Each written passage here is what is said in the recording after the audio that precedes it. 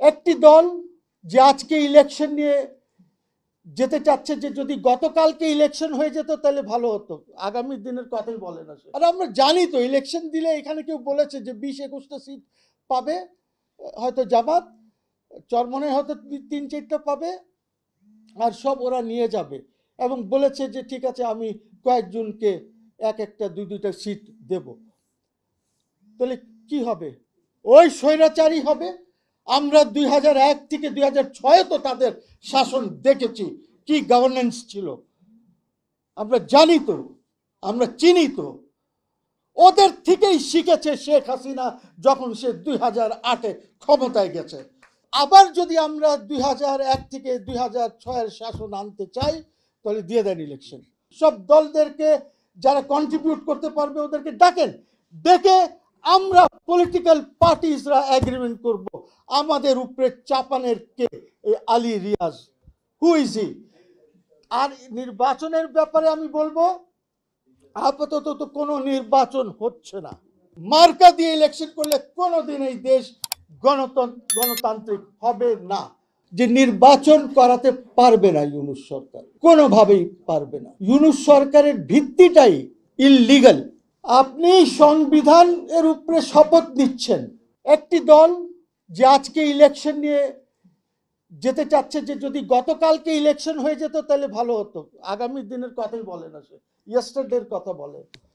ওই দলটি প্রথম দিন 5 তারিখে 5ই অগস্ট চ্যানেল 24-এর অফিস থেকে যখন এই নাহিদরা ফোন করেছে, আসিফরা, ওই দলের সুপ্রিমোকে লন্ডনে, উনি বলেছেন যে তোমরা রেভলিউশনারি সরকার কইরো না, 3 মাসের মধ্যে একটি কেয়ারটেকার করে ইলেকশন দিয়ে দাও। তখন থেকে ওরা ইলেকশনের জন্য মরিয়া হয়ে উঠেছে। তারা কিভাবে সংস্কার চাইবে আপনি আমাকে বলেন? ওদের তো উচিত ছিল বড় দল হিসাবে যে নিজেরাই সব দলকে ডেকে একটা কনভেনশন করা উচিত ছিল 7-8-10 দিনের জন্য। সেখানে বসে এইসব রাজনৈতিক দলরা মিলে একটি এগ্রিমেন্ট করতো যে কিভাবে সংস্কার হবে, কিভাবে দেশ আগামীতে চলবে। তা তো করে নাই। সরকারের পিছে ধরছে ইলেকশন দাও। আর আমরা জানি তো ইলেকশন দিলে এখানে কেউ বলেছে যে 20-21টা সিট পাবে হয়তো জামাত, চরমনে হয়তো 3-4টা পাবে, আর সব ওরা নিয়ে যাবে, এবং বলেছে যে ঠিক আছে আমি কয়েকজনকে একটা 2-2টা সিট দেব। তাহলে কি হবে?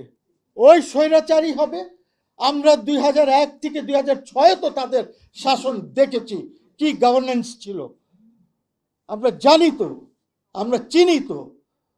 ওদের থেকেই শিখেছে শেখ হাসিনা যখন সে 2008-এ ক্ষমতায় গেছে। ওদের থেকেই শিখেছে গেছে যে কিভাবে ম্যানিপুলেট করতে হবে, কিভাবে কারাপশন করতে হবে। খালি হয় কি, আমি কলতা বাজারে স্কুল করেছি, আমার ছেলেরা গুলশান স্কুলে পড়েছে, আমি কায়দে আজম কলেজ, সরওয়ার্দী কলেজ এখন সেখানে পড়েছি, ওরা গিয়ে বিদেশে পড়েছে।